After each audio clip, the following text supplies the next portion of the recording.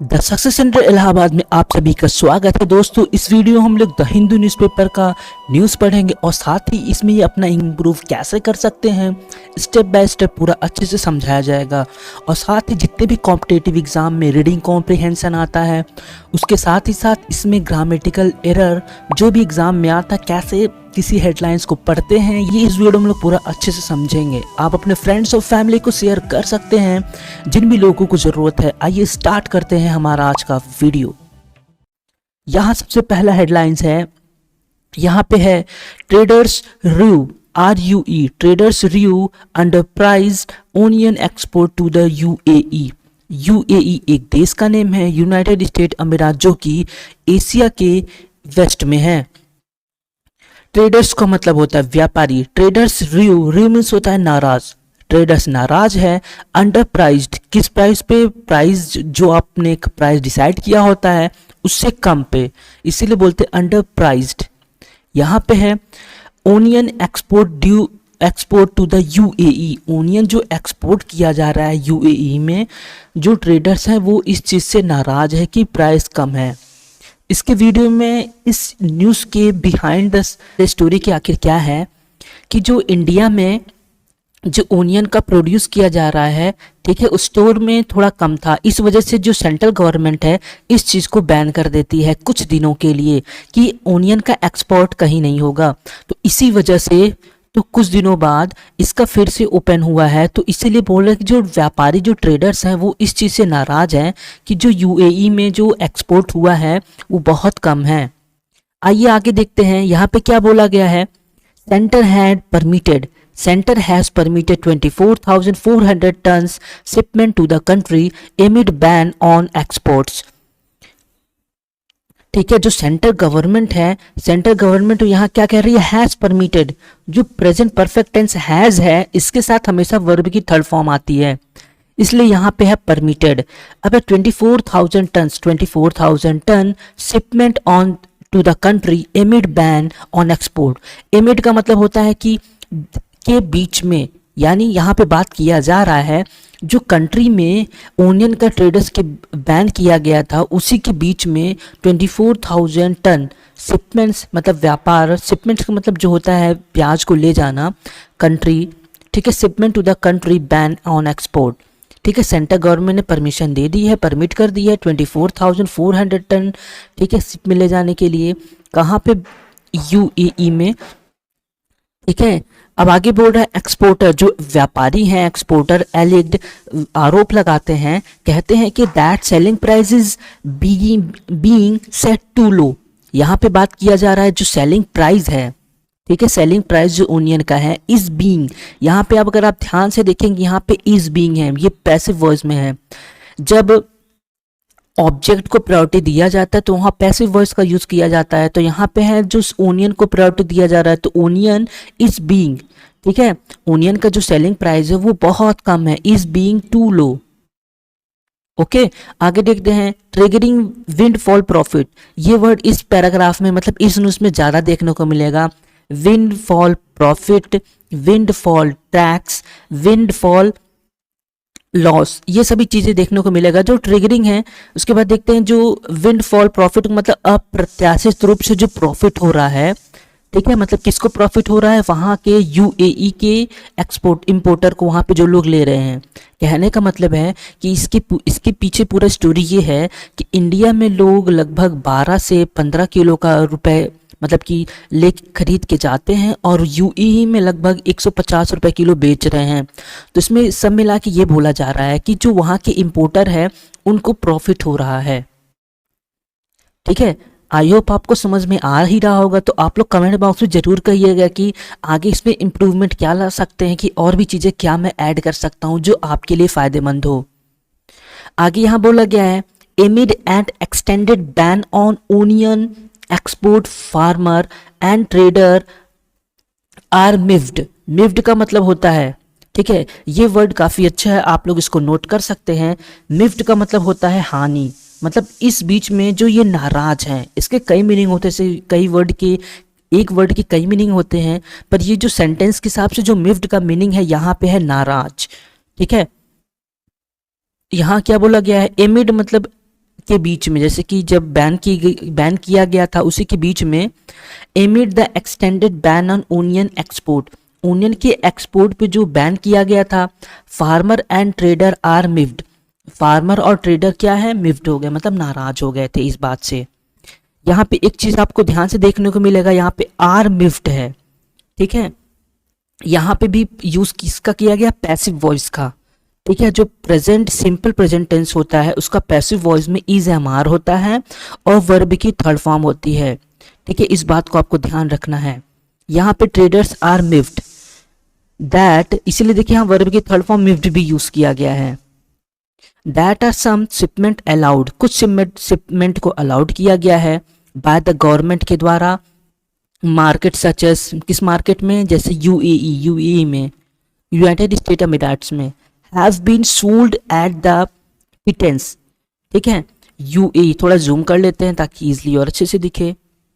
यहाँ पे है यूएई हैव बीन, ये देखिए हैव के साथ बीन लगता है, हैव बीन लगता है यानी प्रेजेंट परफेक्ट टेंस में, और इसमें हमेशा वर्ब की थर्ड फॉर्म होती है, इसीलिए यहाँ पे सोल्ड, सोल्ड थर्ड फॉर्म है, ठीक है, एट द पिटेंस, ठीक है, पिटेंस में। अब आगे देखते हैं, even as global price have sold, यहाँ तक कि ग्लोबल जो प्राइस है, जो पूरे वर्ल्ड में जो प्राइस है ओनियन का, वो भी सोल्ड है, सोल्ड का मतलब है कि कम है, ठीक है। आगे देखते हैं, येल्डिंग, यहाँ पे देखिए फिर से आया, yielding windfall profit for selected importer, यहाँ पे कह रहा है कि जो विंडफॉल प्रॉफिट हो रहा है, जो अनएक्सपेक्टेड या फिर अप्रत्याशित रूप से जो प्रॉफिट हो रहा है कुछ ही सेलेक्टेड इंपोर्टर को हो रहा है। क्यों हो रहा है, आइए आगे देखते हैं, इसमें खुद ही दिया है। यहाँ पे क्या लिखा है, एन इंडियन फार्मर, जो इंडियन फार्मर हैं, एन इंडियन फार्मर, देखिए इंडिया एक प्रॉपर नाउन है इसलिए कैपिटल में लिखा है, एन क्या है, एक एन किसी वर्ड के वॉवल के पहले लगता है क्योंकि आई है। अब आगे क्या है, एन इंडियन फार्मर, जो Indian farmer is being paid, यहाँ पे देखिए फिर से पैसिव वॉइस का यूज किया गया है। अगर आपको एक्टिव पैसिव अच्छे से आता है तो ठीक है, नहीं आता है एक बार इस टॉपिक को आप लोग जरूर पढ़ना है। Is being paid just 12 to 15 for a KG, मतलब इंडिया में जो इंडियन फार्मर हैं वो लगभग 12 से 15 रुपए, ठीक है, पर केजी ओनियन प्रोड्यूस कर रहे हैं फॉर एक्सपोर्ट, एक्सपोर्टर के लिए, ठीक है। Which are then being sold in UAE, उसके बाद देखिए फिर से यहाँ पैसिव वॉइस का किया जा रहा है, विच आर, आप देखिए आर प्लस बीइंग, ये है पैसिव वॉइस का present continuous tense, passive voice का प्रेजेंट कॉन्टिन्यूअस टेंस, ठीक है।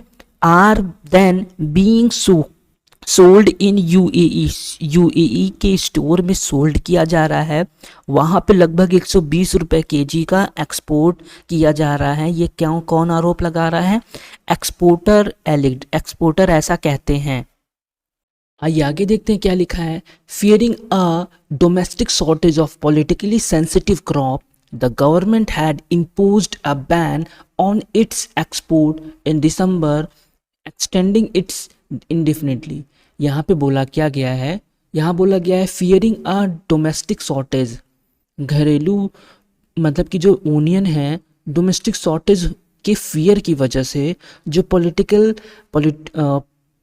पॉलिटिकली सेंसिटिव क्रॉप को क्या कर दिया गया था, government had imposed a ban on its export in December, यानी दिसंबर में क्या कर दी थी, गवर्नमेंट ने इस पर बैन कर दी थी। यहाँ पे देखिए पास्ट की बात कर रहा है, ठीक है, इसलिए हैड लगा, हैड के साथ ऑलवेज वर्ब की थर्ड फॉर्म इम्पोज्ड लगा है। आगे देखते हैं, एक्सटेंडिंग इट्स इंडेफिनिटली, मतलब अनिश्चित काल के लिए, मतलब अनिश्चित समय के लिए क्या कर दिया था, बढ़ा दिया था कि ये बैन रहेगा, ये नहीं बताया गया था कब तक बैन रहेगा। यहाँ पे टिल क्या लिखा है, टिल फर्दर ऑर्डर, मतलब आगे ऑर्डर के लिए वेट करना पड़ेगा।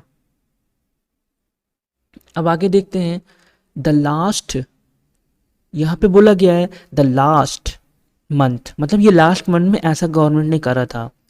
However it had kept the window open for exports the countries to countries in response to request receive through the diplomatic channel. ठीक है, डिप्लोमेटिक चैनल के रिक्वेस्ट में के थ्रू रिक्वेस्ट किया गया था, जिसकी वजह से क्या हुआ था, it had kept the window open, ये इसे विंडो ओपन किया गया था। ठीक है, यानी जो एक्सपोर्ट है डिप्लोमेटिक चैनल के रिक्वेस्ट के थ्रू ये पता चला है कि जो एक्सपोर्ट है उसको क्या किया गया था, ओपन किया गया था, लोग फिर भी एक्सपोर्ट कर रहे थे। आगे है on 1 March on March 1 the center permitted the export of 14,400 ton of onion to the UAE। यानी बात कर रहा है मार्च 1।